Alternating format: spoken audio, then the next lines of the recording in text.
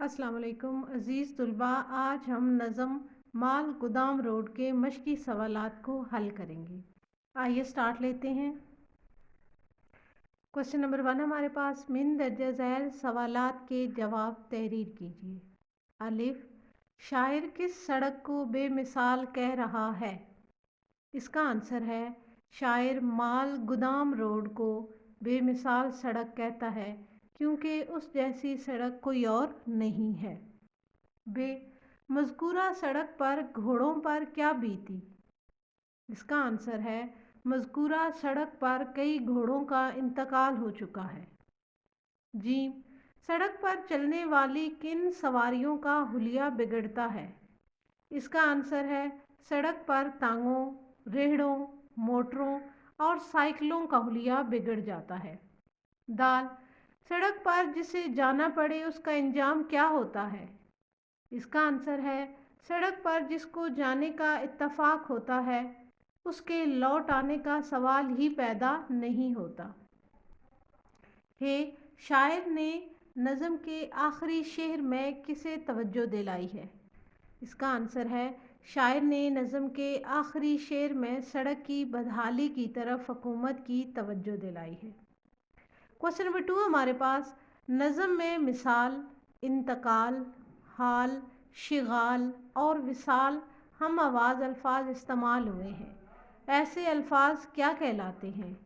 اس کا آنسر ہے نظم میں مثال، انتقال، حال، شغال اور وصال جیسے ہم آواز الفاظ استعمال ہوئے ہیں۔ ایسے الفاظ کو ہم قافیہ الفاظ کہتے ہیں۔ کوشچن نمبر 3 ہمارے پاس متن کی روشنی میں درست جواب پر نشان ٹک لگائیں۔ الف، شاعر کے پیش نظر یہ نظم لکھنے کا مقصد ہے: تنقید برائے تنقید، مزاح، طنز برائے اصلاح، مبالغہ آرائی۔ درست آپشن ہے طنز برائے اصلاح۔ ب، یہ نظم کس شاعر نے لکھی ہے؟ جمیل الدین عالی، دلاور فگار، محمود سرحدی، ضمیر جعفری۔ درست آپشن ہے محمود سرحدی۔ ج، جو شخص اس سڑک پر گیا پھر تھک کر چور ہوا، زخمی ہو کر آ گیا، کبھی لوٹ کر نہ آیا، پھسل پڑا۔ درست آپشن ہے کبھی لوٹ کر نہ آیا۔ د، یہ نظم کس مجموعے سے لی گئی ہے؟ اندیشہ شہر، مطلع عرض ہے، سنگینِ فی سبیل اللہ۔ درست آپشن ہے اندیشہ شہر۔ ہ، شاعر نے کس سڑک کا مضحکہ اڑایا ہے؟ مال روڈ، مال گودام روڈ، طارق روڈ، بند روڈ۔ درست آپشن ہے مال گودام روڈ۔ وہ، اس سڑک پر ٹانگیں الٹ جانے سے گھوڑوں پر کیا گزرتی ہے؟ بھاگ جاتے ہیں، بے ہوش ہو جاتے ہیں، مر جاتے ہیں، بیٹھ جاتے ہیں۔ درست آپشن ہے مر جاتے ہیں۔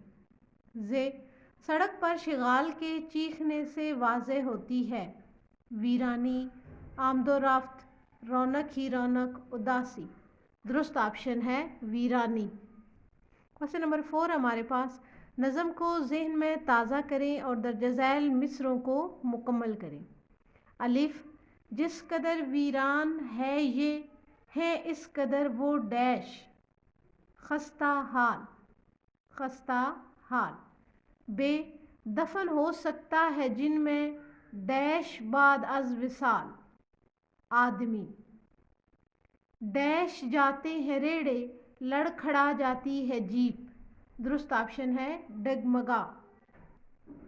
د، اس پہ جانے کا کبھی ہوتا ہے جس کو اتفاق، اس پہ جانے کا کبھی ہوتا ہے جس کو اتفاق۔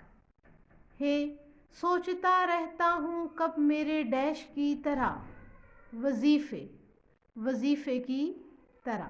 کوشچن نمبر 5 ہمارے پاس نظم کا خلاصہ تحریر کریں۔ آئیے اب اس نظم کا خلاصہ دیکھ لیتے ہیں۔ اس نظم میں شاعر نے پشاور کی سڑکوں کی خستہ حالی کو موضوع بنا کر انتظامیہ کو تنقید کا نشانہ بنایا ہے۔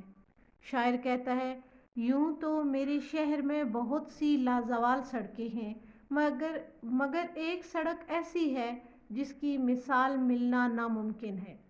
کئی ٹانگے اس پر الٹ چکے ہیں، کئی گھوڑوں کا انتقال ہو چکا ہے۔ جو لوگ اس کے ارد گرد بستے ہیں وہ بھی ایسے ہی خستہ حال ہیں۔ شام کے وقت گیدڑوں کے چیخنے کی آوازیں آتی ہیں، دن کے وقت پٹرول والی گاڑیاں کہیں کہیں چلتی ہیں، انسان کو بہت کم نظر آتا ہے۔ اس سڑک پر ایسے غار اور کھائیاں ہیں جن میں انسان مرنے کے بعد دفن ہو سکتا ہے۔ ریڑھ اگر اس پر چلے تو لڑکھڑا جائے۔ اسی طرح سائیکل کا بھی سلامت لوٹ آنا مشکل ہے۔ بارش ہو جائے تو کشتیاں چلانا آسان ہو جاتا ہے۔ اس کی ڈھلوانوں اور موڑوں پر اکثر باکمال ڈرائیور حضرات بھی لرز جاتے ہیں۔ سوچتا ہوں میرے سرکاری وظیفے کی طرح حکومت کو اس کا خیال کب آئے گا۔ کوسچن نمبر 6 ہمارے پاس، نظم کا مرکزی خیال 2-3 جملوں میں لکھیے۔ آئیے اب اس نظم کا مرکزی خیال دیکھ لیتے ہیں۔ اس نظم میں شاعر نے پشاور کی سڑکوں کی خستہ حالی کو طنز و مزاح کے ذریعے بیان کیا ہے اور انتظامیہ کو تنقید کا نشانہ بنایا ہے۔ شاعر کہتا ہے کہ میرے شہر میں ایک سڑک ایسی ہے جو ویران، خستہ حال، کھائیوں اور غاروں پر مشتمل ہے۔ کئی ٹانگے الٹ چکے ہیں، کئی گھوڑے مر گئے ہیں، کوئی سائیکل سلامت نہیں رہتی، صبح و شام پٹرول والی گاڑیاں چلتی ہیں، مگر انسان تو کم کم ہی نظر آتا ہے۔ اس طرح سے ہمارا آج کا لیسن مکمل ہوا۔ اگلے لیسن تک کے لیے اجازت دیجیے۔ اپنا ڈھیر سارا خیال رکھیے گا۔ اللہ حافظ۔